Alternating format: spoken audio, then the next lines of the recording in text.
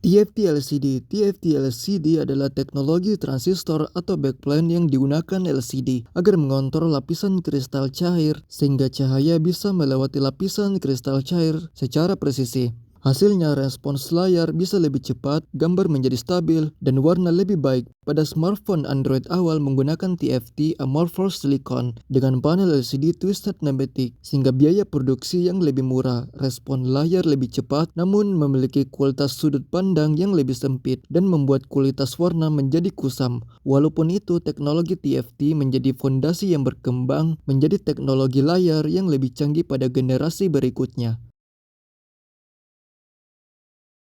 IPS LCD adalah panel LCD untuk mengatasi kelemahan TNLCD, terutama sudut pandang dan kualitas warna. Banyak yang salah mengira bahwa TFT dan IPS merupakan teknologi berbeda, tapi IPS LCD tetap menggunakan TFT LTPS atau HZO yang lebih modern. IPS LCD cocok bagi desain grafis karena warnanya yang lebih baik. Selain itu, panel IPS terbaru juga memiliki waktu respon yang semakin cepat dibandingkan IPS terdahulu. Walaupun itu, panel IPS tetaplah LCD yang membutuhkan backlit yang terus menyala, sehingga warna hitam yang ditampilkan tidak benar-benar hitam sempurna.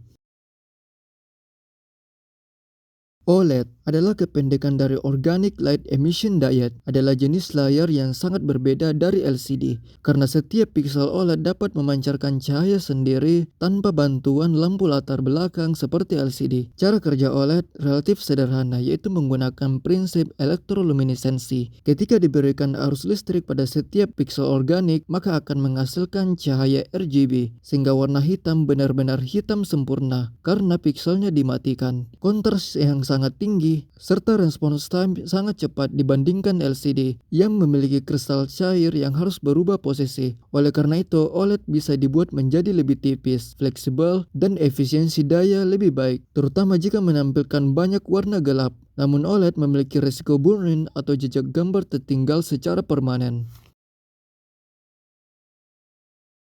AMOLED merupakan aktif matriks OLED menggunakan TFT LTPS untuk mengontrol setiap piksel secara individual sehingga dapat mengatur tingkat kecerahan yang diinginkan dan mempertahankan kecerahannya hingga penyegaran berikutnya. AMOLED cocok untuk layar beresolusi tinggi, memiliki response time lebih cepat, serta kelebihan OLED lainnya seperti warna hitam pekat, kontras sangat tinggi, lebih tipis, dan fleksibel. Berbeda dengan OLED pasif yang dikendalikan berdasarkan baris dan kolom tanpa transistor pada setiap pikselnya.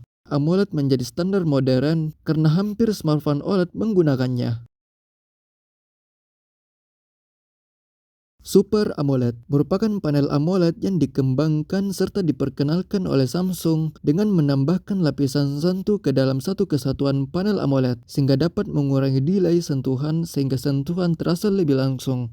Juga berbagai kelebihan khas OLED lainnya seperti warna hitam sempurna, kontras sangat tinggi, respons time lebih cepat, dan desain lebih tipis. LTPO AMOLED adalah pengembangan dari AMOLED yang bekerja pada berbagai refresh rate mulai 1 Hz hingga lebih 120 Hz sehingga konsumsi daya bisa berkurang saat menampilkan gambar diam seperti always on display, namun juga dapat langsung menaikkan refresh rate ke lebih tinggi saat melakukan scrolling.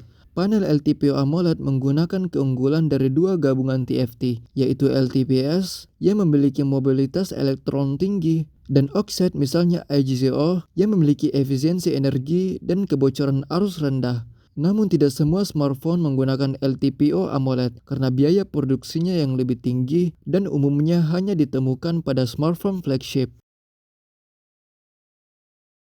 Tandem AMOLED adalah teknologi AMOLED yang awalnya terdapat pada layar otomotif atau monitor profesional, namun kini juga hadir pada smartphone dan tablet. Tandem AMOLED menggunakan minimal 2 atau lebih lapisan cahaya yang bertumpuk vertikal, berbeda dengan AMOLED biasa yang hanya menggunakan satu lapisan pemancar saja. Pada tandem AMOLED, setiap lapisan cahaya dapat membagi tugas ke setiap lapisan untuk menghasilkan cahaya. Hasilnya meningkatkan efisiensi dan umur pakai. Selain itu dapat menghasilkan kecerahan yang lebih tinggi, berguna untuk penggunaan di luar ruangan. Meskipun resiko burn-in bisa saja terjadi, namun lebih kecil dibandingkan AMOLED biasa. Selain itu, tidak semua smartphone menggunakan panel ini karena produksinya lebih rumit dan harganya yang lebih mahal.